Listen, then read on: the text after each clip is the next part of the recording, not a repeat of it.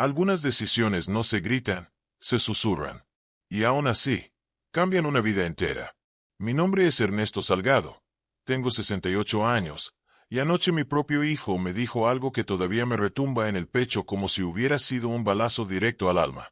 Todo empezó a las 7:15 de la tarde, cuando Luis llegó a mi casa sin avisar. Yo estaba en la cocina, calentando un café de olla que me había dejado preparado mi sobrina Rebeca, cuando escuché sus llaves entrar por la reja. «Papá, tenemos que hablar», dijo en un tono tan frío que sentí como el estómago se me hizo un nudo. Luis nunca llegó con ese tono cuando era niño. Cuando era pequeño corría hacia mí. Se colgaba de mi cuello y me contaba todo con ese entusiasmo que solo los hijos buenos tienen. Pero ese niño ya no existe. Lo mataron los años, el orgullo y las ideas equivocadas de su esposa. Se sentó frente a mí en la sala. Esa misma sala donde lo arrullé tantas noches cuando la fiebre no bajaba.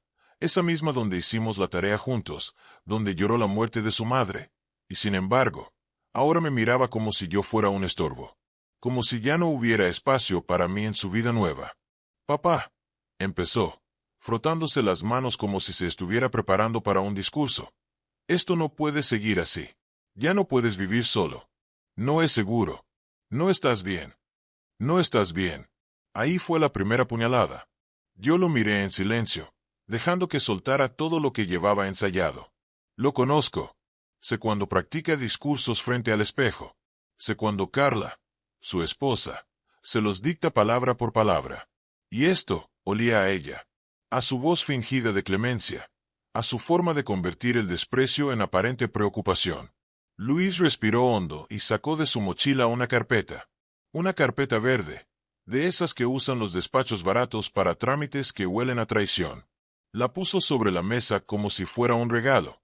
«Mira, hablé con la directora de un hogar para adultos mayores. Es un buen lugar, papá.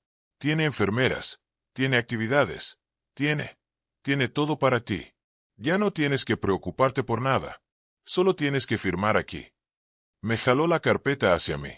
Adentro había folletos con fotos de ancianos sonrientes que claramente actuaban para la publicidad. Había un formulario con mi nombre mal escrito.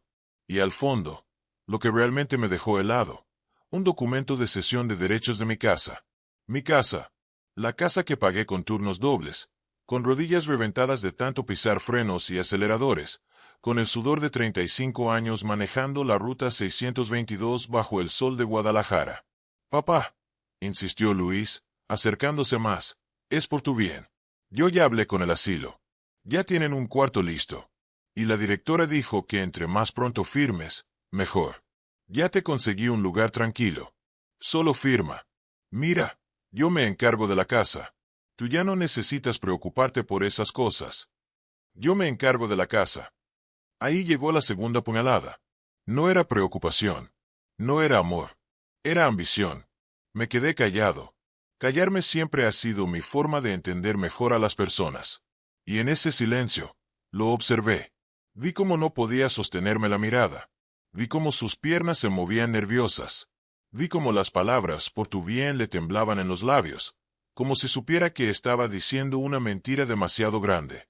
Luis siguió hablando, justificando, presionando, pintando el asilo como si fuera un paraíso. Pero había algo que no podía ocultar: la urgencia, la prisa, el miedo a que yo dijera no. Y entonces lo entendí. No quería mi bienestar. Quería mi casa. Quería venderla. Quería el dinero. Supe que la traición ya estaba en marcha cuando lo escuché decir: «Papá, tú ya no decides. Déjame ayudarte. Papá, tú ya no decides». La frase cayó sobre mí como un balde de agua fría. Como si yo ya fuera un mueble viejo. Como si ya no fuera dueño de mi propia vida. No sé qué me dolió más: la manera en que lo dijo, o la seguridad con la que creyó que lo aceptaría. Me enderecé. Respiré hondo. Y por primera vez en mi vida, dejé de defenderlo. «¿Esto lo decidiste tú?», pregunté con calma. Luis tragó saliva. «Carla piensa que es lo mejor. Y yo también». Ahí estaba. El golpe final. Carla. Siempre Carla. La mujer que nunca me quiso. La que me veía como si fuera un bulto de ropa vieja. La que cada Navidad decía que mi casa olía a pobre. Ella la verdadera autora de ese plan. Luis abrió la carpeta esperando que yo tomara la pluma. Esperando que firmara como un anciano débil, cansado, sin fuerzas para luchar. Como un hombre que ya se rindió. Pero lo que mi hijo no sabía, lo que nunca se preguntó, era que yo, en silencio, llevaba años preparándome para un momento como este. Años construyendo algo que él nunca imaginó. Años levantando mi vida con la misma paciencia con la que se reparan los motores viejos, pieza por pieza, sin prisa, sin ruido. Luis habló por última vez. Papá, firma. Es lo mejor para todos. Y entonces pasó lo que nadie esperaba. Ni él, ni Carla, ni siquiera yo. Yo sonreí. Me quité los lentes. Y puse la mano sobre la carpeta, cerrándola con suavidad. Luego lo miré a los ojos y dije 3 palabras que lo dejaron helado. 3 palabras que cambiaron el rumbo de todo. Mañana firmo todo. Luis sonrió, creyendo que había ganado. Y yo, solo bajé la mirada para que no viera lo que había detrás de mis ojos. Porque mañana, sí iba a firmar. Pero no lo que él creía. Y esa decisión, partiría esta historia en 2. Cuando Luis salió de la casa después de escuchar mis 3 palabras, el silencio que dejó atrás fue tan pesado que casi podía tocarlo. Me quedé sentado en la misma silla, mirando la carpeta cerrada, sintiendo como algo dentro de mí se reacomodaba, como si una puerta que había mantenido cerrada por años se hubiera abierto de golpe. No era la primera vez que alguien quería decidir por mí. La vida ya me había puesto de rodillas antes. Pero esta vez, era distinto. Esta vez venía de la persona por la que había dado todo lo que tenía. Me quedé así varios minutos, escuchando apenas el tic-tac del reloj viejo que tenía colgado en la cocina desde antes de que Luis naciera. Ese reloj había marcado cada uno de mis sacrificios, cada turno doble, cada amanecida, cada lágrima silenciosa que derramé cuando mi esposa murió, cada vez que trabajé sin dormir porque tenía que pagar uniformes, doctores, útiles, y todo aquello que Luis necesitó para salir adelante. Pero él nunca vio nada de eso. Cerré los ojos un momento y dejé que la memoria hiciera su trabajo. Volví a años atrás, cuando la vida era más dura, pero también más honesta. Tenía 31 años cuando nació Luis. Yo ya llevaba tiempo manejando la Ruta 622. En aquel entonces no había aire acondicionado, ni asientos cómodos, ni rutas modernas. Era el camión verde de siempre, con la caja temblando en cada bache, con el motor rugiendo como si estuviera vivo y enojado. Y aún así, yo lo manejaba con orgullo. Era mi trabajo, mi herramienta, mi responsabilidad, y la forma en que llenaba el refri de mi casa. María, mi esposa, era la mujer más buena que conocí. No tenía lujos ni caprichos. Con lo poco que yo traía, ella hacía magia. Recuerdo sus manos llenas de harina cuando preparaba tortillas porque no alcanzaba para comprarlas del mercado. Recuerdo cómo se reía cuando yo llegaba con la espalda reventada, y ella me dejaba una tina de agua caliente para meter los pies. Nos alcanzaba apenas para vivir, pero vivíamos contentos. Teníamos un hogar pequeño, humilde, pero lleno de amor. Cuando Luis cumplió 6 años, me lesioné la espalda en una frenada brusca. El dolor fue tan fuerte que pensé que ya no volvería a trabajar. Pero María estaba ahí, firme como siempre. Ernesto, tú puedes. No te caigas, me decía. Y yo me levantaba. Siempre me levantaba.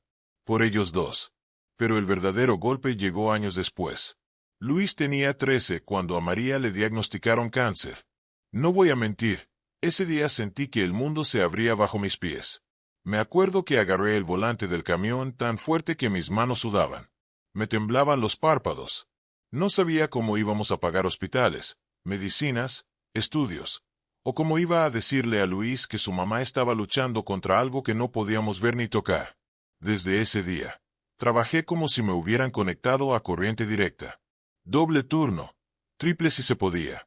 Turnos nocturnos, rutas urgentes, choferes que faltaban, yo tomaba todo. Todo. Porque no había tiempo que perder. María necesitaba atención, Luis necesitaba estabilidad, y yo era el único sostén. Recuerdo un día, en particular. Llegué a casa con los ojos secos de tanto manejar. Luis estaba en la sala llorando porque no podía ir a un paseo escolar. La cuota eran 300 pesos y yo no los tenía. María se sentía mal. No podía consolarlo. Así que me regresé al camión. Le pedí al supervisor que me diera una ruta extra y manejé hasta que el sol salió otra vez. Al día siguiente, puse el dinero en la mesa. Luis sonrió. Nunca se enteró que para darle esos 300 pesos estuve a punto de quedarme dormido al volante. Pero así es uno cuando es padre. Uno da, aunque se esté rompiendo por dentro. Cuando María murió, Luis tenía 16. Era un chamaco rebelde, confundido, dolido. Yo también estaba roto, pero no tuve tiempo de derrumbarme. Tenía que ser papá y mamá al mismo tiempo. Tenía que levantarme para que él pudiera levantarse. Tenía que sostenerlo cuando la vida le quedaba grande. Y lo hice, sin pedir nada a cambio. Hubo días en los que comí pan con café para que él tuviera lonche. Días en los que fingí que estaba bien, aunque por dentro me estaba cayendo a pedazos. Días en los que lloraba en silencio mientras manejaba, pensando en lo diferente que hubiera sido todo si María siguiera con nosotros. Luis nunca vio nada de eso. Y no lo culpo. Los hijos no están hechos para ver el sacrificio, solo para recibir sus frutos. Cuando terminó la prepa, le compré su primer teléfono con meses sin intereses. Cuando entró al instituto, vendí la moto que había heredado de mi hermano para pagar su inscripción. Cuando necesitó uniformes nuevos para su primer trabajo, me quedé con unos zapatos viejos para no gastar más. Cuando le robaron la laptop, trabajé 3 fines de semana seguidos para comprarle otra. Y cuando se casó con Carla, pagué la mitad de la boda, pese a que ella siempre me trataba como si yo fuera un adorno incómodo en su vida perfecta. Y ahora, ese mismo hijo al que le di todo me quería mandar a un asilo como si fuera un mueble viejo. Me levanté de la silla y caminé hacia la recámara donde guardo un baúl de madera que tiene más años que yo. Lo abrí. Ahí estaban mis uniformes viejos de chofer, mis fotos con María, los recibos de mis primeros terrenos, las escrituras de mis cuartos de renta, todo lo que construí en silencio, sin presumir, sin esperar aplausos. Puse la mano sobre las escrituras. Suspiré. Y dije en voz baja, Luis, tú no tienes idea de con quién te estás metiendo. No lo dije con odio. Lo dije con dignidad. Porque lo que Luis no sabe es que mientras él me ve como un anciano que necesita cuidados, yo he sido más fuerte de lo que él jamás será. He vivido más, he sobrevivido más, he perdido más, y aún así sigo aquí, de pie. Mañana firmaría. Sí. Pero no lo que él cree. Mañana empezaría una nueva etapa, una en la que ya no sería el padre que lo salva de todo, sino el hombre que pone límites. Porque a veces, los hijos tienen que aprender a perder lo que no supieron valorar. Y yo, ya sabía exactamente cómo hacerlo. A la mañana siguiente me desperté antes del amanecer, como siempre. Mi cuerpo ya no necesita alarmas. 35 años levantándome a las 4 de la mañana para manejar un camión te acostumbran a un ritmo que ni la edad ni la tristeza pueden romper. Mientras calentaba agua para mi café, pensé en Luis. Pensé en su rostro cuando creyó que yo había aceptado irme a un asilo. Pensé en cómo respiró más tranquilo, como si hubiera bajado un peso de sus hombros. Nunca imaginó que lo que había sentido no era alivio, sino el comienzo de un abismo entre nosotros. Tomé mi taza y salí al patio. Aún estaba oscuro, y el aire olía a tierra húmeda. Ese olor siempre me recuerda cuando Luis era niño y jugábamos a lanzar avioncitos de papel afuera de la casa. Antes de que la vida lo cambiara. Antes de que Carla y el mundo moderno lo hicieran creer que la humildad es algo que se esconde, no algo que se honra. Me quedé observando la calle por un momento. La colonia estaba en silencio. Las mismas casas de siempre, las mismas banquetas remendadas, los mismos cables colgando que yo mismo ayudé a reparar cuando algún vecino pedía ayuda. Eran mis raíces. Mi vida entera estaba aquí. Y sin embargo, Luis quería arrancarme de este lugar como si fuera un mueble viejo que ya estorba. Como si no mereciera seguir viviendo donde construí todo lo que soy. Mientras terminaba mi café, recordé cómo empezó todo. La primera señal. La primera vez que vi a mi hijo avergonzarse de mí. Fue hace unos 5 años, cuando Luis consiguió su trabajo nuevo en una empresa de transporte. Había subido de puesto rápido porque siempre ha sido inteligente y bueno con las palabras. Un día, me pidió que lo acompañara a una comida con unos compañeros de trabajo. Me arreglé lo mejor que pude. Me puse mi camisa azul, la que siempre usaba para ocasiones especiales, y unos zapatos que no estaban nuevos pero sí limpios. Al llegar, noté que Luis estaba raro, nervioso, como si tuviera miedo de que yo hiciera algo mal. Me presenté, sonreí, saludé a todos, pero él apenas me habló. Cuando alguien le preguntó quién era yo, él contestó, «Es mi papá. Él trabaja como chofer». No dijo, «Mi papá es chofer desde hace 30 años». No dijo, «Gracias a él pude estudiar». No dijo, «Mi papá es un hombre trabajador». Solo dijo, «Es chofer». Como si fuera algo de lo que avergonzarse, como si lo hubiera dicho a medias, para quitarle importancia. Me dolió, pero me callé. La segunda señal fue en mi cumpleaños 65. Luis me invitó a comer con Carla y sus suegros. Yo llevé una camisa que compré especialmente para ese día. Cuando llegué, noté que Carla me observó de pies a cabeza y luego se giró hacia Luis. «Te dije que le dijeras que viniera más formal». Luis bajó la mirada, y no me defendió. Ni una palabra, ni siquiera una excusa. Ese día entendí que para ellos, yo era un problema, un estorbo social, un fantasma de un pasado que querían esconder. Pero la tercera señal, esa sí me rompió. Fue en una comida familiar. Carla organizó un cumpleaños para su mamá. Yo llevé un pastel que compré con mis ahorros. No era grande, pero lo escogí con cariño porque sé que a la señora le gustan las fresas. Al llegar, Carla lo tomó y dijo, «Lo dejamos en la cocina. Luego vemos si lo ponemos». Nunca lo pusieron. Lo devolvieron intacto. Ni una rebanada.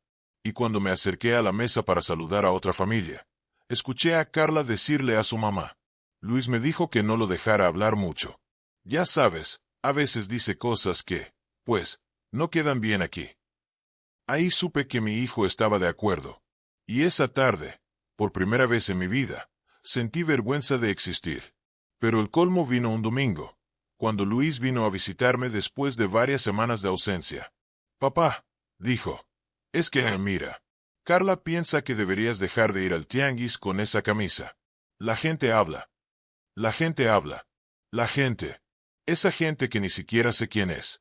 Le respondí, «Hijo, a ti te da pena como me visto». Luis se quedó callado. Ese silencio fue una respuesta más cruel que cualquier palabra. Desde ese día, comencé a verlo con otros ojos. Ya no como el niño que llevaba en mis hombros, sino como un hombre que estaba olvidando quién lo formó, quién lo crió, quién le dio todo lo que tiene. Luis empezó a comportarse como si yo estuviera de más en cada cumpleaños, en cada comida, en cada reunión donde hubiera gente importante. Me pedía que no hablara de mi vida, que no contara chistes, que no mencionara que sigo arreglando cables en el barrio porque eso no se ve bien. Con el tiempo, entendí que Luis no quería que dejara de hacer esas cosas. Quería que dejara de ser yo.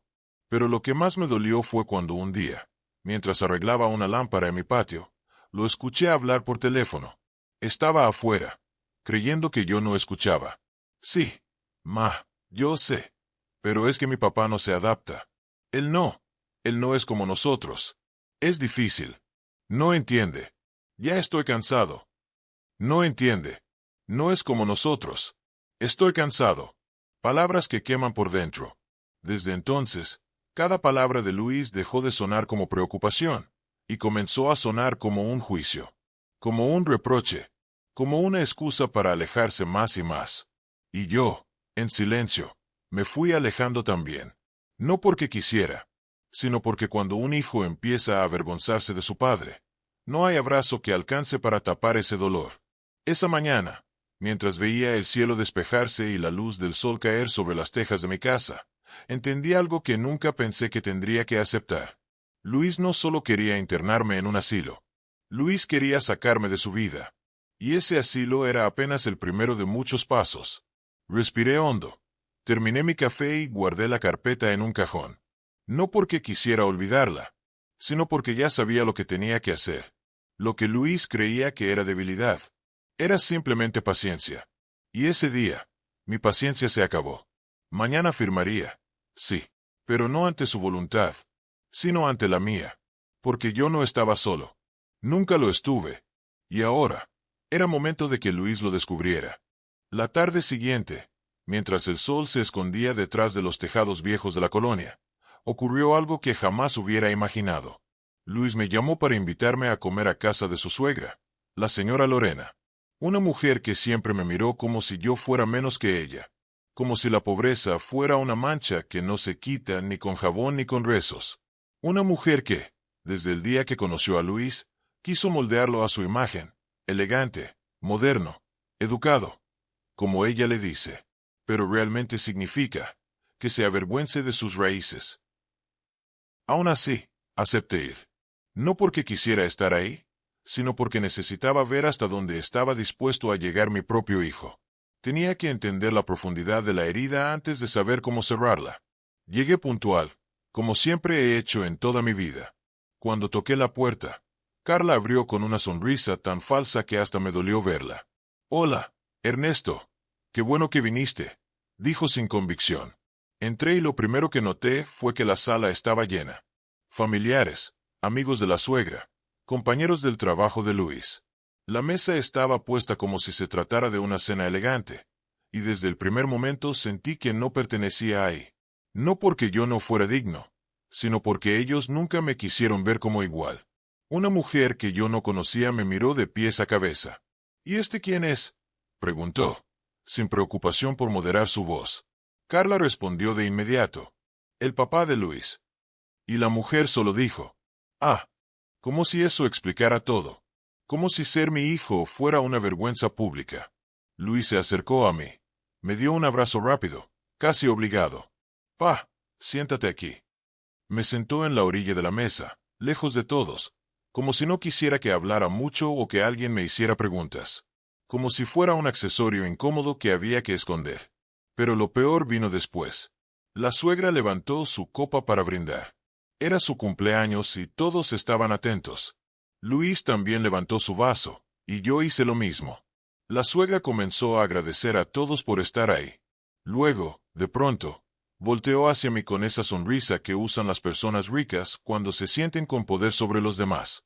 «Qué gusto que haya venido, don Ernesto», dijo. «Siempre es tan auténtico». Los invitados rieron. Yo me quedé quieto. «Auténtico. Así dicen cuando no quieren decir pobre». Luis se incomodó, pero no dijo nada. Carla hizo como que no escuchó. La conversación siguió. Y yo me quedé sentado, mirando mi plato, aguantando el nudo en la garganta. Pero no era la primera vez que sucedía algo así. Y lamentablemente, tampoco sería la última. La cena siguió entre risas y conversaciones sobre viajes, inversiones, restaurantes caros. Yo escuchaba desde lejos, sin poder aportar nada porque mi mundo siempre fue más sencillo, más humilde, más real. En un punto, uno de los invitados, aunque no sé su nombre, ni me importa, comentó algo sobre un nuevo desarrollo de departamentos lujosos en Zapopan. «Luis, ¿no quieres invertir ahí? Leí que se va a revalorizar muchísimo». Luis rió un poco, como si quisiera demostrar que sabía del tema. «Sí, estamos viendo opciones. Pero ya ve, mi papá no entiende mucho de estas cosas».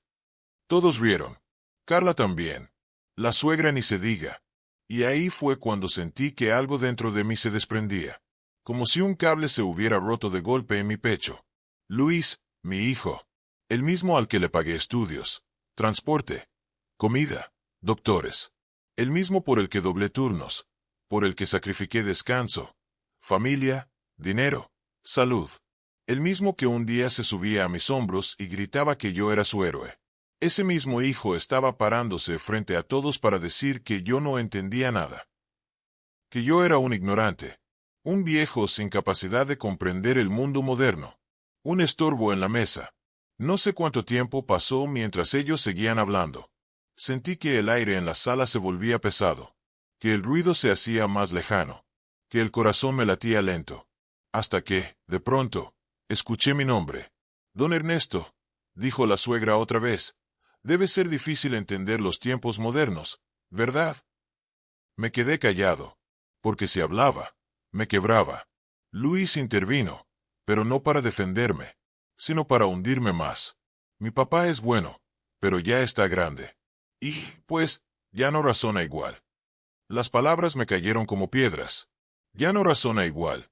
Ese fue el momento en el que dejé de ver a mi hijo como un hombre confundido, y empecé a verlo como un extraño, uno que había olvidado quién soy, uno que ya no veía al padre que lo salvó 1000 veces, sino al anciano que quería esconder.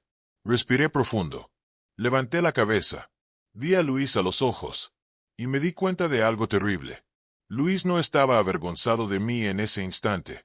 Ya lo estaba desde hacía mucho tiempo. Solo que ahora, ya no le importaba ocultarlo. Carla intervino, fingiendo preocupación. Luis solo quiere ayudarte, don Ernesto. Usted siempre ha sido muy independiente, pero ya tiene 68 años. Lo mejor sería un lugar donde pueda estar cuidado. Mi mamá tiene amigas que llevan a sus papás a esos asilos y están felices. Asilos felices. Vaya ironía. Yo también conozco esos lugares. Y sé perfectamente que lo último que tienen es felicidad. Mientras todos seguían hablando de mí como si yo no estuviera ahí, como si fuera un mueble más en la sala, algo dentro de mi mente hizo clic. No un estallido, no un grito, no un coraje ciego. Fue un clic silencioso, calmado, frío, el tipo de decisión que cambia destinos. No lo dije ahí, no lo dije en voz alta, pero ese día, decidí algo. Si mi hijo tenía vergüenza de quién soy, entonces no merecía nada de lo que yo construí. Nada, ni mi casa, ni mis esfuerzos, ni mi herencia, ni mi respeto.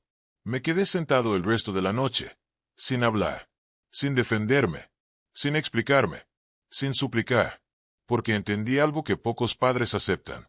Cuando un hijo deja de verte como padre, tú también debes dejar de verlo como hijo. No para castigarlo, sino para salvarte a ti mismo. Cuando terminó la cena, la suegra me dio un abrazo falso. Carla me sonrió como si hubiera hecho algo por mí, y Luis me dio una palmada en la espalda. Pa, mañana pasamos por ti para llevarte a ver el asilo. Te va a gustar. Yo asentí, porque todavía no era el momento de hablar. Mi silencio le serviría mucho después. Esa noche, al llegar a mi casa, me senté en el sillón. Miré mis manos viejas, marcadas por años de trabajo, y pensé en algo que había olvidado. La dignidad no se regala. Y yo todavía tenía la mía. Mañana, ellos lo sabrían. Dormí poco esa noche. No por tristeza, no por rabia, sino por claridad. Hay noches en las que el alma se acomoda, aunque duela, y esta fue una de ellas. Me desperté antes de que amaneciera, con la mente más firme que nunca. Sabía exactamente qué debía hacer. Luis pensaba que yo era débil. Pensaba que estaba viejo, acabado, confundido. Pensaba que podía manipularme como si ya no tuviera voluntad. No sabía nada, porque el error más grande de mi hijo no fue querer meterme a un asilo. No, fue haberme dado por vencido antes de tiempo. Fue creer que yo ya no tenía vida más allá de lo que él veía en la superficie. Mientras me ponía los zapatos, recordé un pensamiento que siempre he tenido. Los hijos conocen la versión que ellos quieren ver de sus padres, no la verdad completa. Luis nunca quiso ver la verdad. Nunca preguntó. Nunca escuchó. Nunca tuvo interés en saber quién era yo cuando él no estaba. Se lo di casi todo, excepto una cosa. Mi silencio. Ese. Él lo confundió con pobreza, con ignorancia, con debilidad. Y ahí se equivocó. Porque en ese silencio, yo construí mi vida entera. Tomé el baúl de madera viejo que tenía guardado en la recámara y lo puse sobre la mesa. Lo abrí con cuidado, porque dentro estaba todo lo que nadie, excepto yo, conocía de mi historia. Papeles, recibos, notas, escrituras, fotografías, contratos, un mapa de mi vida que Luis nunca se molestó en ver. Toqué el primer documento, un recibo arrugado del terreno que compré hace 20 años en Tonalá. Nadie creía en ese terreno. Decían que estaba lejos, que no servía, que era pura tierra. Pero yo lo vi diferente.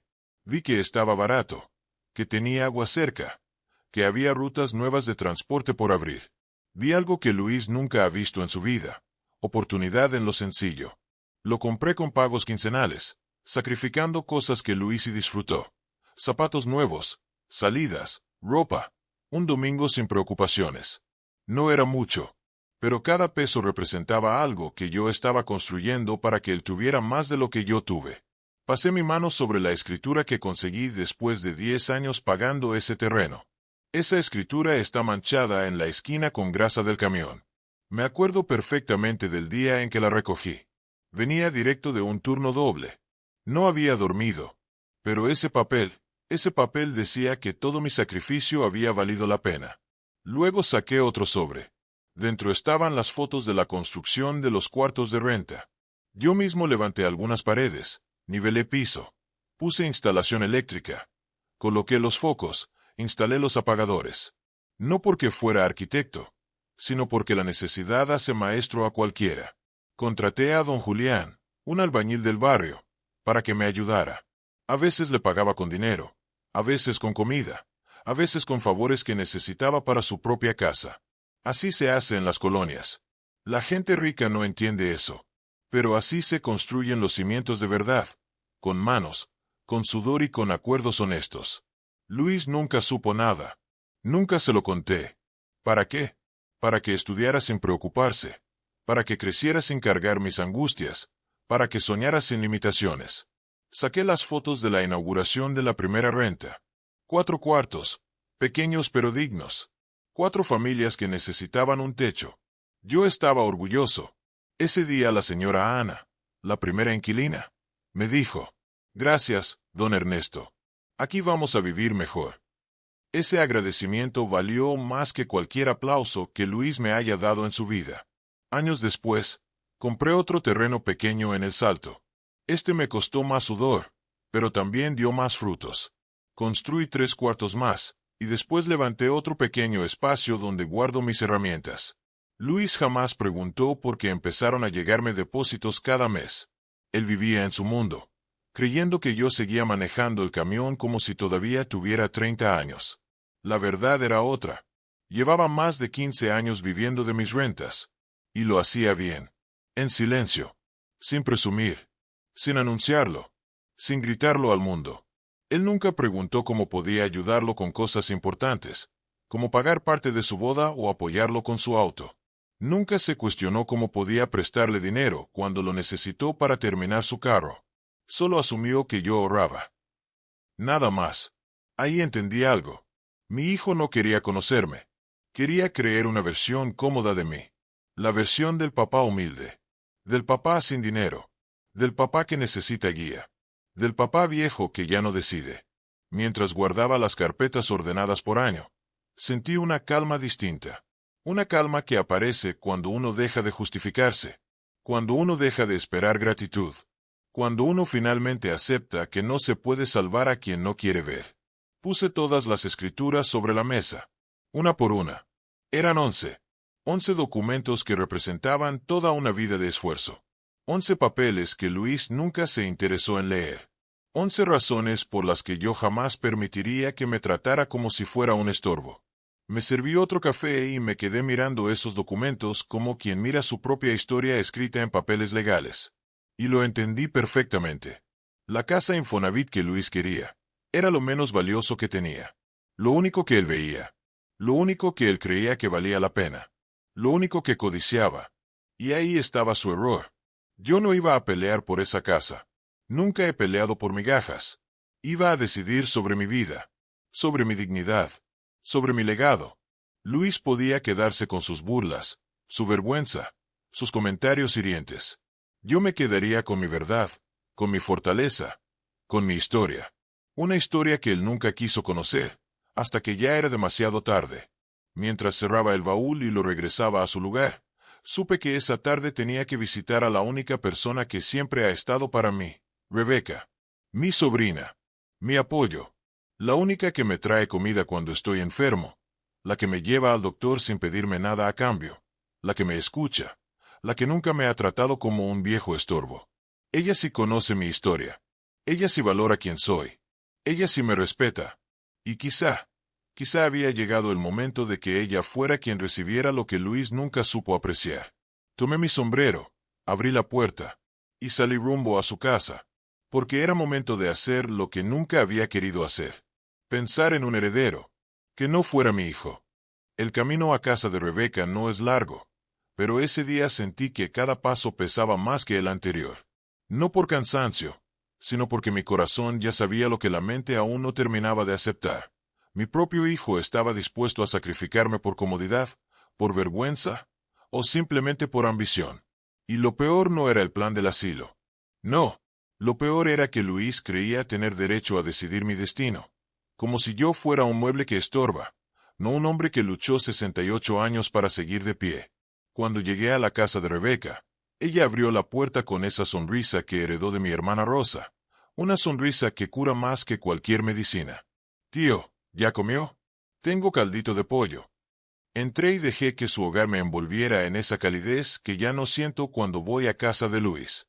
Aquí nadie me observa, nadie me pesa, nadie me mide. Nos sentamos a la mesa, y sin darme cuenta, solté un suspiro que llevaba guardado desde la noche anterior. Rebeca se me quedó mirando con esos ojos que ven más de lo que uno dice. Tío, ¿qué pasó? Lo escuché desde la puerta. Usted no respira así cuando está tranquilo. Ahí entendí que hay personas que te conocen por dentro, aunque no compartas sangre directa. Rebeca es una de ellas. Le conté todo. No con drama, no con lágrimas, solo con la verdad, la invitación, la comida, la humillación, el comentario de Luis sobre el asilo, la carpeta con papeles, la manera en que él dijo tú ya no decides.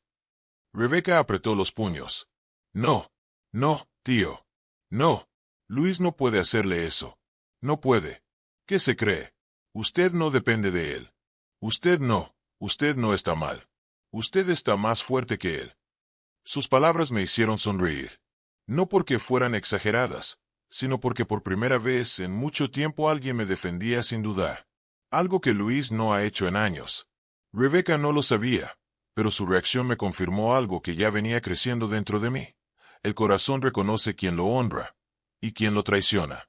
Después de comer, le pedí que me acompañara al notario con el que he trabajado desde hace décadas. Don Manuel, un hombre serio, discreto, de esos que han visto tantas historias familiares que ya no se sorprenden por nada. Cuando le conté lo que Luis planeaba, me miró con esa mezcla de tristeza y resignación que solo los viejos abogados conocen. Ernesto, no es el primero ni será el último. Los hijos creen que pueden decidir por los padres apenas ven canas. Usted está bien de la cabeza. Usted puede firmar lo que quiera. Y no tiene por qué aguantar presiones. Dígame qué quiere hacer. Lo miré directo, sin titubear. Quiero dejar de ser tonto, Manuel. Y quiero que Luis aprenda lo que significa la palabra respeto. El notario asintió, como quien entiende una verdad que llevaba años esperando ser dicha. Sacó documentos. Preparó formatos. Listó opciones. Mientras él escribía, algo dentro de mí, algo que llevaba tiempo dormido, comenzó a despertar. No era venganza. No era coraje. Era dignidad. La dignidad que uno pierde cuando se acostumbra a aguantar. La que se desvanece cuando uno deja pasar ofensas pequeñas hasta que se vuelven montañas.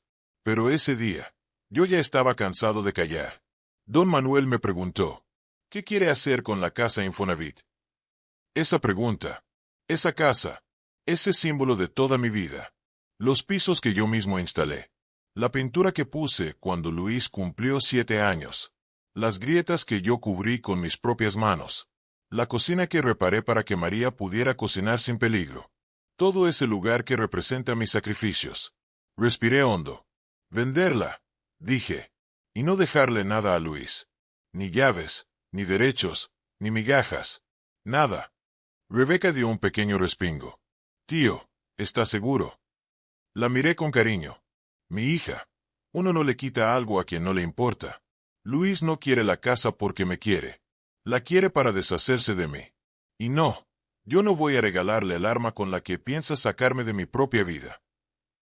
Rebeca se limpió una lágrima. El notario asintió.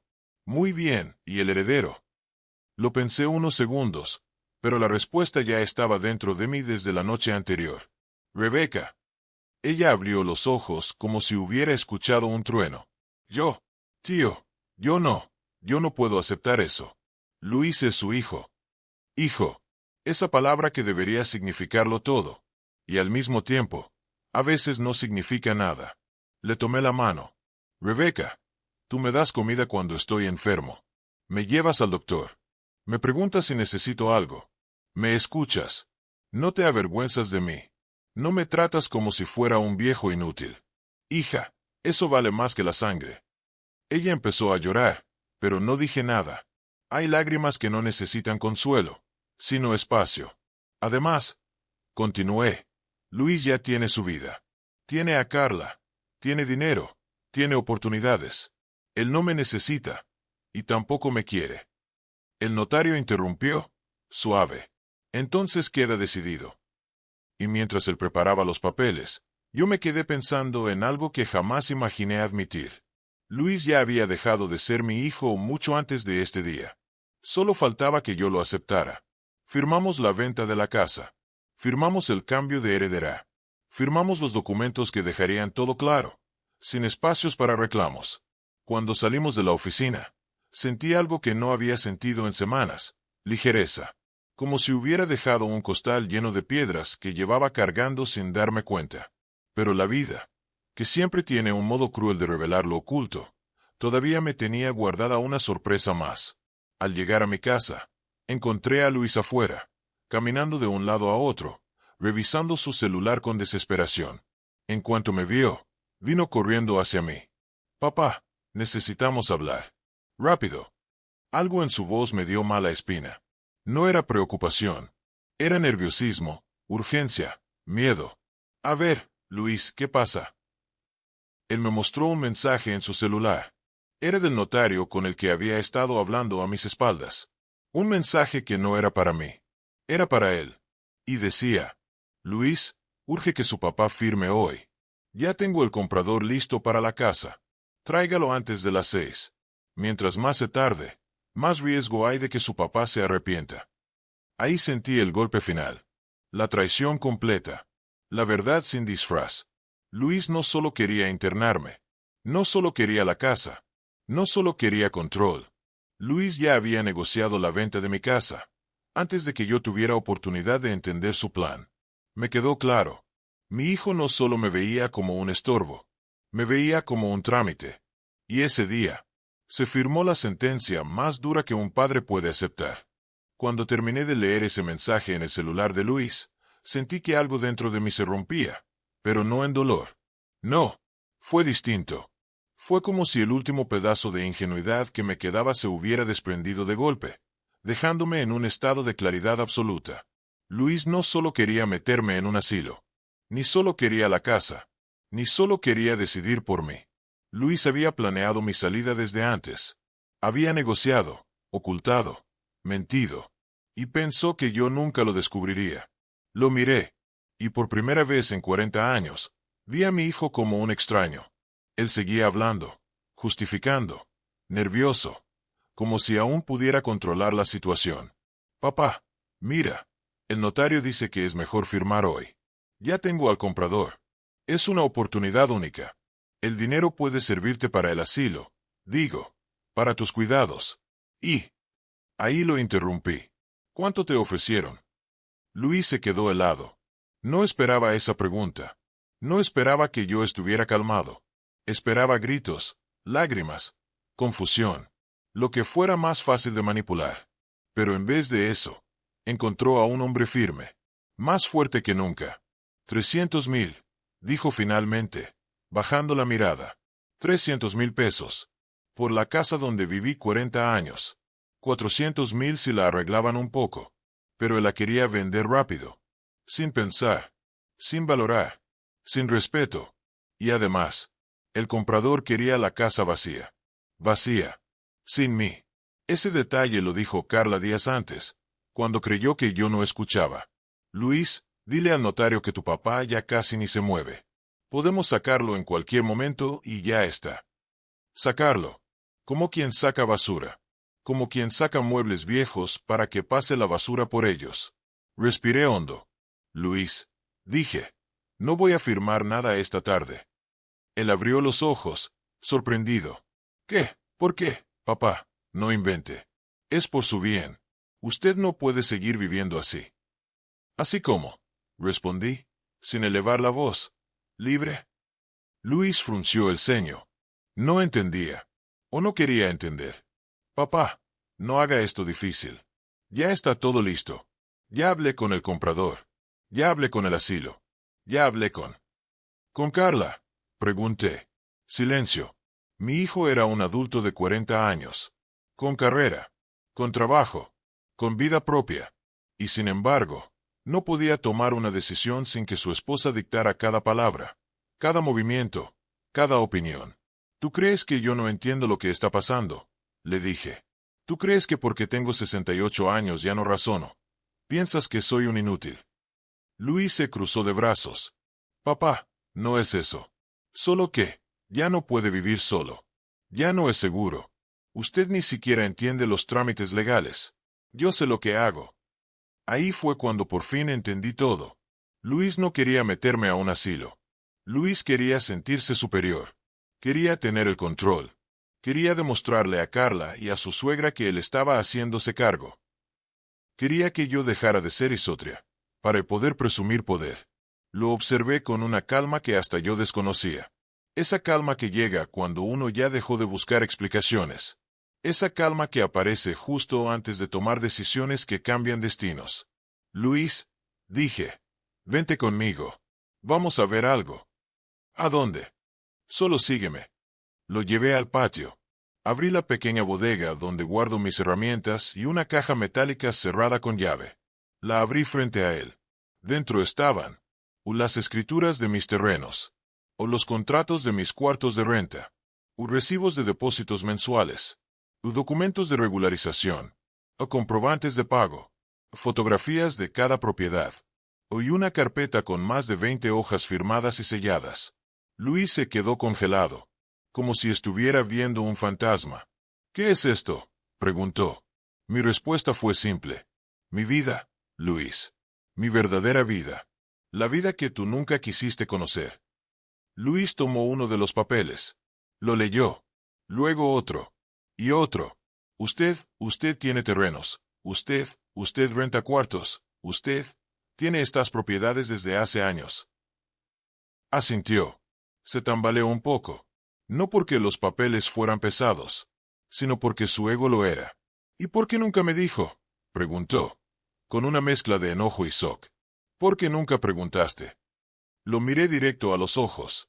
Porque estabas tan ocupado avergonzándote de mí, que nunca te interesó saber quién soy en realidad. Luis tragó saliva. Se le quebró la voz. Papá, yo solo quería lo mejor para usted. Negué con la cabeza. No, Luis. Tú querías lo mejor para ti. Querías una casa vendida rápido. Querías demostrarle a Carla que tenías control. Querías deshacerte de mí porque te incomodaba. Luis hizo un esfuerzo por hablar. Papá, yo. Pero yo no lo dejé continuar. No te preocupes, hijo. No vengo a pelear. Me acerqué a él. Lo puse frente a todos mis documentos. Solo vengo a decirte que tu plan ya no tiene sentido. Luis entrecerró los ojos. ¿Qué hizo? Y ahí, con una calma casi dolorosa de lo serena que se sentía, le dije, yo ya firmé, pero no lo que tú esperabas. Se quedó mudo. ¿Firmó qué?, preguntó, casi sin voz. Firmé la venta de la casa, pero no contigo. No para tu comprador. No para tu plan. Luis parpadeó, incrédulo. Papá, no puede haberlo hecho. Esa casa ya no es tu problema. Lo interrumpí. ¿Y el dinero?, preguntó. Ya se usó. Luis dio un paso hacia mí, con desesperación. ¿En qué, papá? Respiré hondo. En asegurar mi futuro. En asegurar mis propiedades. En dejar todo en orden. En asegurar que tú no tocarás nada que no respetaste. Luis tembló. La voz no le salía. Papá, dígame que no. Entonces dije lo que tenía que decir. Luis, ya no eres mi heredero. Silencio. Un silencio que se sintió eterno. Y luego añadí. Tu lugar lo ocupa alguien que sí me respeta. Rebeca. Luis parpadeó varias veces, como si intentara procesar mis palabras. ¿Ella, mi prima? Papá, no. Usted no puede hacer eso. Es injusto. Lo miré con más tristeza que enojo. Injusto. Es querer meter a tu padre en un asilo para vender su casa. La verdad cayó entre nosotros como un trueno. Y ese día, por primera vez, Luis se dio cuenta de que yo no era un anciano débil. Era un hombre. Y un hombre que recuperó su dignidad. No se deja pisotear nunca más. Luis no habló durante varios segundos. Solo me miraba, con miedo. No el miedo del hijo que teme perder a un padre, sino el miedo de alguien que se dio cuenta de que lo que creía controlar se le escapó de las manos. Yo no dije nada más. No hizo falta. Mi silencio lo estaba rompiendo más que cualquier reclamo. Justo en ese momento, sonó su teléfono. Luis contestó sin mirarme. Sí, licenciado, ya casi lo llevo. Sí, ya lo convencí. Lo llevo para que firme. Sí, entiendo. Sí, antes de las 6. El licenciado. Claro. El notario que él había contratado a mis espaldas. El que ya tenía listo al comprador. El que estaba esperando. Como si yo fuera ganado por tazar, no un hombre con vida. Luis colgó. Se pasó la mano por la cara. Estaba pálido. Papá, tenemos que irnos ya. Ya. Si no, perdemos la oportunidad. Yo lo quedé viendo, y con una calma que no sabía que tenía, le dije, Luis, la oportunidad ya se perdió. Pero no para mí. Para ti. Vi cómo su respiración se agitó. Vi cómo el orgullo se le resbalaba por los hombros. Y también vi algo más. La primera grieta real. Vergüenza. Papá, yo no pude continuar escuchándolo. No ese día. No después de todo lo que había descubierto. Le cerré la puerta en silencio. Él se quedó afuera, confundido, sin saber qué hacer. Pero no era mi responsabilidad enseñarle a ser hombre. Esa lección ya no era mía. Tenía que prepararme para lo que venía. Pasaron 2 días. 2 días en los que Luis no llamó, no vino, no escribió. Yo sabía que no estaba reflexionando. Luis no sabe hacer eso. Con Carla detrás, seguro estaba planeando algún otro intento. Algún empujón emocional. Alguna presión más. Pero también sabía esto. Cuando un hijo quiere controlar la vida de un padre, no se detiene. Se siente con derecho. Se siente dueño. Y Luis se había sentido dueño de mí por demasiado tiempo. La invitación llegó el viernes por la mañana. Un mensaje de Carla. Seco. Frío. Directo. Ernesto, este domingo haremos una comida familiar para hablar de su futuro. Le agradecemos que venga puntual. Necesitamos resolver lo del asilo. Resolver. Yo era para ellos un trámite. No respondí. Solo marqué la fecha en mi calendario. El día exacto en que dejaría de permitir que me trataran como si no fuera nada. El día en que recuperaría mi lugar. Domingo. Mediodía. El cielo estaba nublado, pero ese tipo de nubes gruesas que anuncian lluvia fuerte. De esas lluvias que no se detienen cuando empiezan. Me puse mi camisa blanca, la misma que usaba cuando María y yo íbamos a misa. Me vi al espejo y pensé en ella. Ella siempre decía, Ernesto, un hombre humilde puede caminar a cualquier lugar, siempre que vaya con la frente en alto. Ese día, por primera vez en muchos años, sentí que caminaba así. Llegué a la casa de la suegra. Había muchos carros estacionados. La misma gente de siempre. Los que me miran como si yo fuera el tío que nadie quiere cerca. El invitado incómodo. Entré. Carla me vio primero. Sonrió con esa sonrisa que se siente como cuchillo en la espalda. Don Ernesto. Qué bueno que ya llegó. Pase.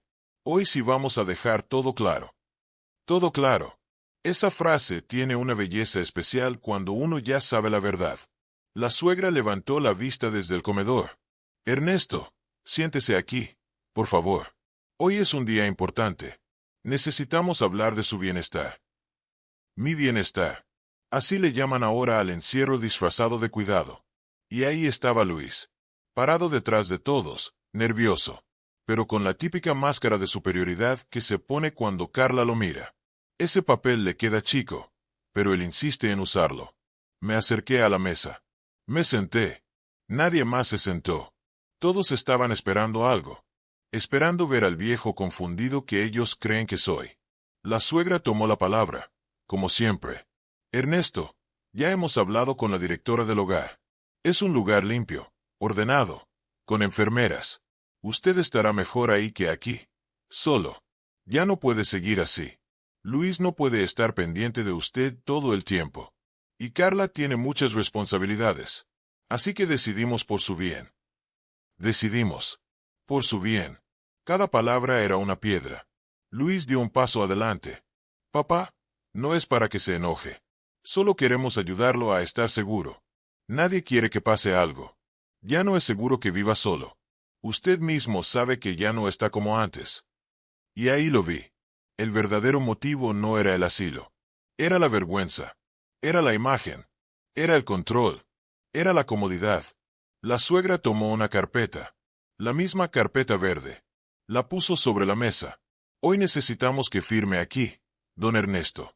Es rápido. Ya hablamos con el notario. Luis tiene que llevar estos documentos hoy mismo. Mientras más rápido firme, mejor. Todos miraban la carpeta, como si en ella estuviera escrito mi final. Yo miré algo más. La cara de Rebeca detrás de la puerta del comedor. Había llegado sin que me diera cuenta. Me miraba con una mezcla de miedo y valentía, como quien sabe que algo grande está por pasar. Y entonces, fue momento de hablar. Me puse de pie. No levanté la voz. No golpeé la mesa. No hice dramas. Solo hablé, como un hombre que sabe quién es. Gracias por preocuparse por mi bienestar. De verdad. Pero antes de firmar algo, creo que ustedes necesitan escuchar la verdad. Luis frunció el ceño. ¿Qué verdad, papá? Saqué la carpeta que llevaba bajo el brazo. La puse sobre la mesa. Era más gruesa que la de ellos. Más pesada. Más sólida. La abrí lentamente. Una por una. Fui mostrando las escrituras. Los documentos. Las fotos. Los contratos firmados ante notario. Los depósitos mensuales. Esta, dije, es mi vida real. La que nunca quisieron ver. La que nunca preguntaron. La que nunca respetaron. Los murmullos empezaron. El silencio se rompió como vidrio. La suegra abrió los ojos. ¿Qué es todo esto? Luis dio un paso hacia mí, temblando. Papá, ¿qué significa? Significa, Luis, que mientras ustedes me veían como un viejo pobre, yo estaba construyendo más futuro del que ustedes pueden manejar. Significa que la casa que tanto querían ya no existe. Significa que no voy a firmar nada.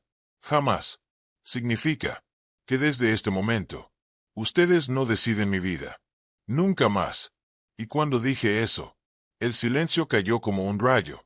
Un rayo que partió la historia en dos. Luis no habló durante varios segundos.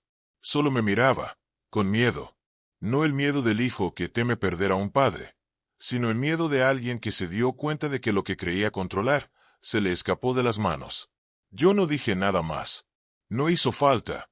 Mi silencio lo estaba rompiendo más que cualquier reclamo. Justo en ese momento, sonó su teléfono. Luis contestó sin mirarme. Sí, licenciado, ya casi lo llevo. Sí, ya lo convencí. Lo llevo para que firme. Sí, sí, entiendo. Sí, antes de las 6. El licenciado. Claro. El notario que él había contratado a mis espaldas. El que ya tenía listo al comprador. El que estaba esperando. Como si yo fuera ganado por tasar, no un hombre con vida. Luis colgó. Se pasó la mano por la cara. Estaba pálido.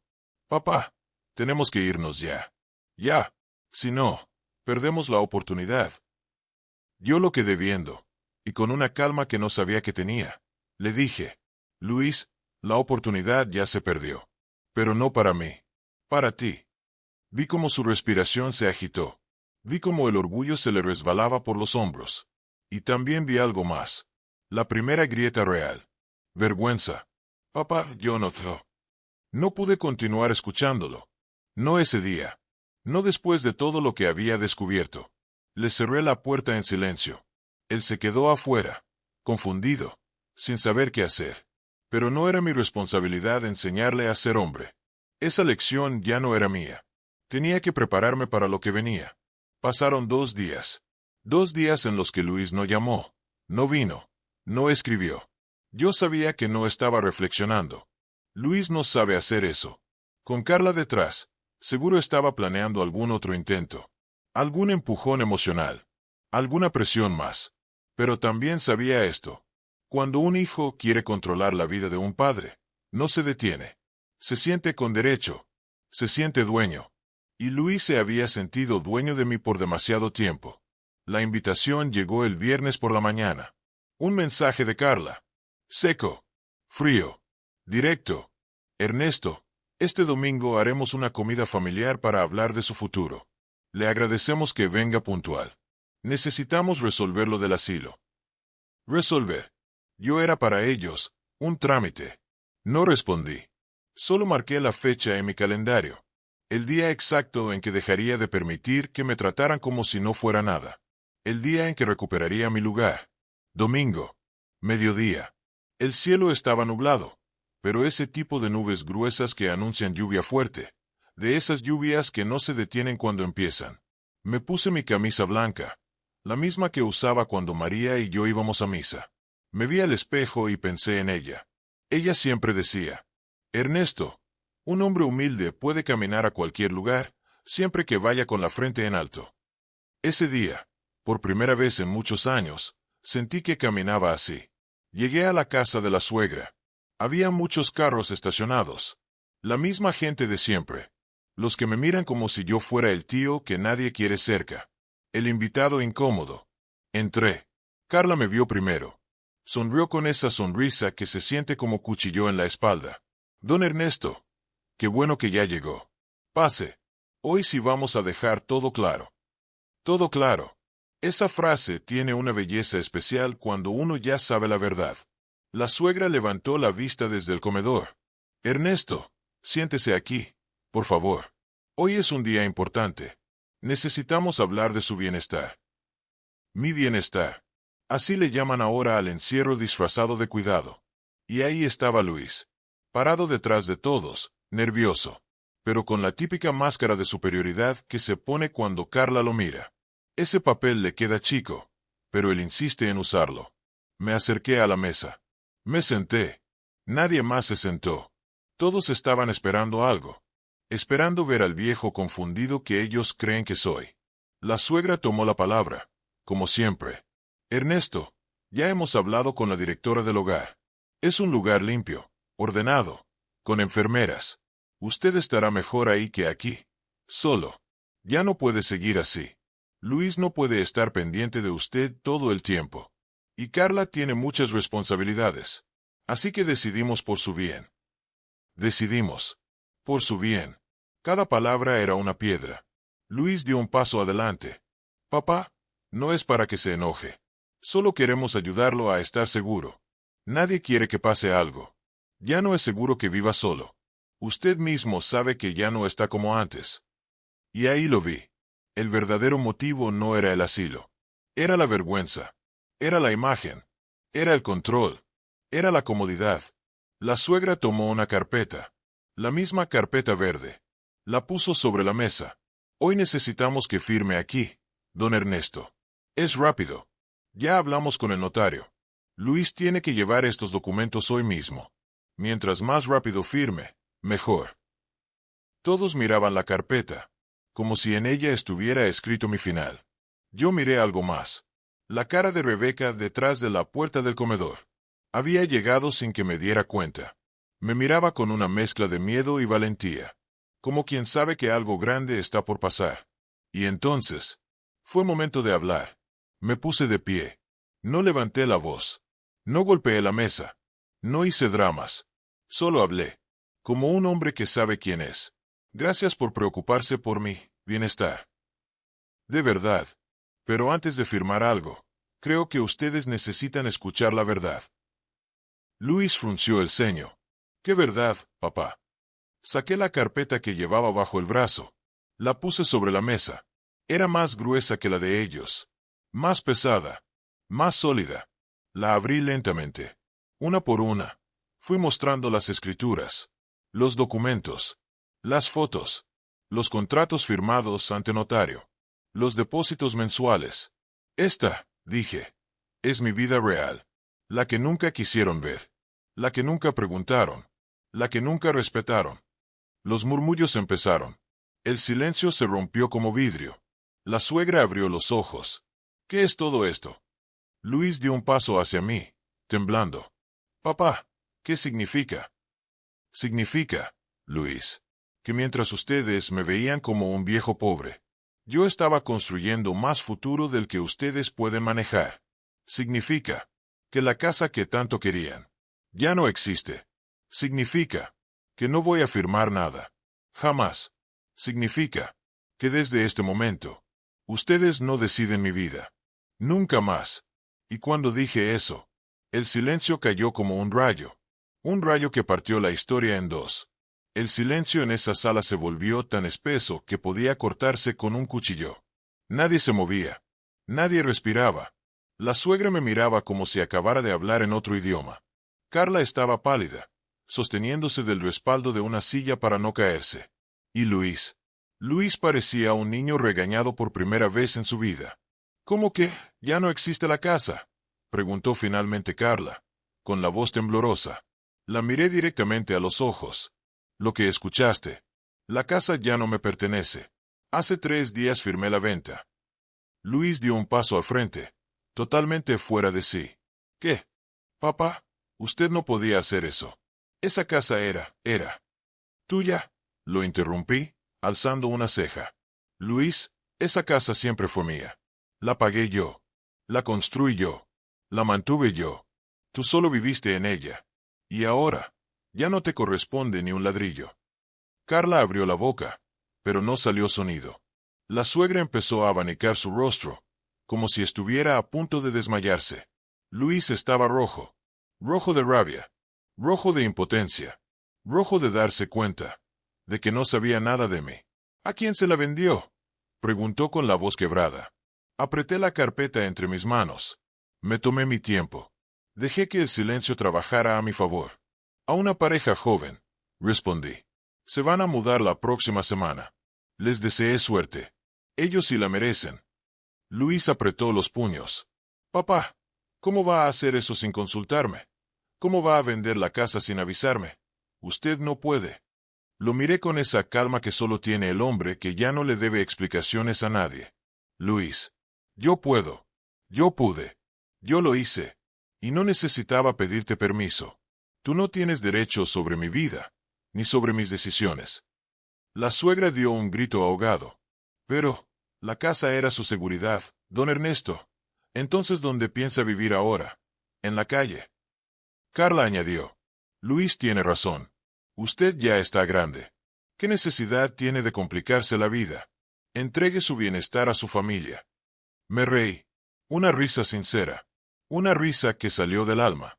Mi bienestar no está con ustedes. Y nunca lo estuvo. Carla frunció el ceño. Pues entonces, ¿dónde? Y ahí llegó el giro. Mi verdad. La verdad que llevaba años guardando. La verdad que por fin iba a salir a la luz. Saqué otra carpeta. Más gruesa. Más pesada. Más definitiva. La puse en la mesa con un golpe seco. Todos se quedaron inmóviles. Estos, dije, son los terrenos que compré con el trabajo de toda mi vida como chofer. 3 terrenos. 2 en Tonalá. 1 en El Salto. Luis abrió grande los ojos. Terrenos, usted tiene terrenos. Tenía, corregí. Ahora también tienen edificaciones. Abrí la carpeta. Fotos. Más fotos. Documentos notariales. Recibos de depósitos de alquiler. Construcciones. Rentas constantes. Rebeca, que seguía detrás de la puerta, dio un pequeño paso hacia adentro. Sabía desde hacía años que yo tenía mis cuartos de renta. Ella me había ayudado a pintar 2 de ellos. La suegra parpadeó varias veces, confundida. ¿Sí yo? ¿Cuántos cuartos construyó, don Ernesto? La miré. 6 habitaciones en Tonalá. 3 cuartos en El Salto. Todos rentados. Todos al corriente. Todos con contratos firmados. Los murmullos se hicieron más fuertes. Carla estaba muda. Muda de sorpresa. Muda de shock. Muda de darse cuenta de que había menospreciado al hombre equivocado. Luis se llevó las manos al rostro. Papá. ¿Por qué? Porque nunca me dijo. ¿Por qué nunca preguntaste, Luis? Respondí, firme. Porque estabas tan ocupado avergonzándote de mí, que nunca te interesó mi historia. Sus ojos se llenaron de lágrimas, pero no dije nada. A veces las lágrimas llegan tarde. Seguí hablando. Todos estos años pensé que al final de mi vida, tú serías mi heredero. Que todo lo que construí sería para ti. Pero las herencias no se dan por obligación. Se dan por gratitud. Y tú perdiste ese derecho cuando decidiste tratarme como si fuera un peso en tu vida. Luis abrió la boca, pero solo salió un susurro. Papá, yo. Extendí mi mano hacia Rebeca. Pero alguien sí ha estado conmigo. Alguien sí ha estado en mis enfermedades, en mis dolores, en mis silencios. Alguien sí me ha visto como un ser humano. Rebeca dio un paso adelante. Sostuvo mi mano. Ella, continué, es quien me ha cuidado, quien me ha acompañado, quien me ha tratado con dignidad. Ella es mi verdadera familia. Carla soltó un grito. La va a poner a ella en su testamento. A ella. La miré con dureza. Carla, tú eres la razón principal por la que Luis perdió todo. El impacto fue inmediato. Carla retrocedió. Luis abrió la boca sin poder responder. La suegra se quedó paralizada. Le di la carpeta a Rebeca. Ella la tomó con respeto, no con codicia. Rebeca, dije en voz alta, a partir de hoy, tú eres la heredera legítima de mis propiedades. Todo lo que construí será tuyo. Luis gritó. No, no, esa no es su decisión. Lo miré, y con la voz más firme que he tenido en mi vida, respondí. Esa es mi decisión. La única que cuenta. Porque yo ya no soy el papá que tú crees que puedes controlar. Soy el hombre que recuperó su dignidad. La suegra gritó algo. Carla gritó algo más. Luis intentó acercarse, pero Rebeca se puso enfrente de mí. Ya basta, le dijo. No lo vas a seguir humillando. Ese momento, ese instante exacto, fue mi verdadero renacimiento, porque fue la primera vez en mi vida que alguien me defendió, cuando mi propio hijo no lo hizo. Yo levanté mi voz por primera vez en toda la reunión. No firmaré nada. No iré a ningún asilo. Y no volveré a permitir que decidan mi vida sin mi permiso. Luis, tú fuiste mi hijo durante muchos años. Hoy, solo eres el hombre que me enseñó a despertar. La lluvia comenzó a caer afuera, golpeando las ventanas, como si Dios mismo estuviera cerrando un capítulo. Luis cayó de rodillas, literalmente, delante de todos. Papá, por favor, no haga esto. Lo miré por última vez. Luis, lo que hice, no lo hice por coraje. Lo hice porque tú me dejaste sin opciones. Ingrato, sí. Cruel, sí. Pero sobre todo, indiferente. Me giré hacia la puerta. Rebeca caminó a mi lado. Mi dignidad, dije antes de salir, no está en venta. Y en ese momento, crucé la puerta, dejando atrás lo que quedaba de un hijo, y entrando a la vida de un hombre libre. Cerré la puerta detrás de mí. Y esa simple acción, ese gesto pequeño, fue el final de una historia y el comienzo de otra. La lluvia seguía cayendo fuerte, como si limpiara el aire, como si limpiara el alma. Rebeca caminaba a mi lado, sosteniéndome del brazo no porque yo la necesitara, sino porque ella necesitaba acompañarme. A veces el amor se demuestra así, caminando juntos sin pedir permiso. Salimos al patio donde dejé mi sombrero. Lo tomé, lo sacudí un poco, me lo puse. Tío, ¿está bien?, preguntó Rebeca, con voz suave. La miré con una calma profunda. Estoy mejor que nunca, hija. Y lo decía en serio. No era una frase bonita. No era un acto de orgullo. Era verdad. Por primera vez en años, me sentía dueño de mi vida. No el papá complaciente. No el anciano que todos creen manejar. No el hombre invisible. Era Ernesto. Un hombre completo. Un hombre despierto. Caminamos hacia la calle, y antes de subir al taxi que Rebeca había pedido, escuchamos como la puerta de la casa se abría de golpe. Era Luis. Salió corriendo, empapándose con la lluvia, incapaz de aceptar lo que acababa de pasar. «Papá», gritó. «Espere, papá». Lo miré, pero no di un paso hacia él. Luis llegó hasta mí, jadeando, desesperado. «Papá, por favor, perdóneme. No sabía, no entendía, yo». Su voz se rompió. Yo pensé que hacía lo correcto. Lo observé en silencio. La lluvia corría por su cara, y no pude saber si también estaba llorando o solo mojado. Quizá las dos cosas. Lo dejé hablar. Por primera vez, dejé que él llenara los espacios que durante años yo llené con paciencia. Papá, yo no quería que usted se fuera. Yo. Carla me presionó. Su mamá también. Yo pensé que no podía con todo. Pensé que usted tenía que estar en un lugar donde lo cuidaran. Y pensé que así, todo sería más fácil. Ahí estaba la verdad. Luis no quería cuidarme. Luis no sabía cuidarse ni a sí mismo. Luis solo quería una vida sin cargas. Respiré hondo. Luis, dije al fin, lo que querías era quitarme de tu camino. Él no lo negó. Papá, soy un idiota. Soy un mal hijo. Negué con la cabeza. No eres un mal hijo, Luis. Solo eres un hijo que nunca aprendió a ver.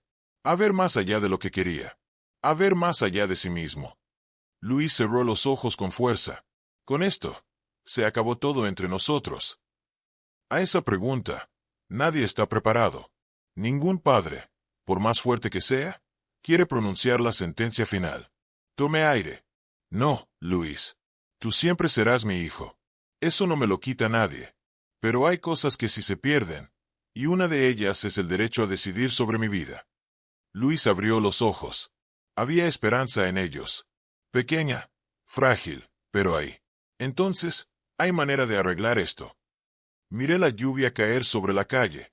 Miré a Rebeca. Miré mis manos de trabajador. Mis manos de padre. Mis manos de hombre que construyó todo sin pedirle nada a nadie. Luis, arreglar no siempre significa volver atrás. A veces arreglar significa dejar las cosas donde deben estar. Él frunció el ceño. No entendió. Así que añadí. Yo no te voy a odiar. No sé odiarte. No puedo. Pero tampoco voy a devolverte lo que no supiste respetar. Luis dio un paso hacia mí. Papá, por favor, no me deje fuera de su vida. Me acerqué un poco, lo suficiente para que me escuchara, pero no tanto como para que confundiera mi compasión con permiso. Luis, no estás fuera de mi vida, pero tampoco estás en el centro. Ese lugar, te lo ganabas todos los días cuando eras niño, y lo fuiste perdiendo cuando empezaste a verme como un estorbo. Él bajó la cabeza. Perdón. Te creo, respondí. Pero el perdón no borra consecuencias. No esta vez. Ahí entendió. Lo vi en su mirada. Por primera vez, Luis entendió que no puede haber amor sin respeto. Le puse una mano en el hombro. Vete a casa, Luis. Arregla tu vida. Piensa en lo que quieres ser. Cuando estés listo, cuando seas un hombre que camina con humildad, tal vez podamos volver a hablar. Él lloró.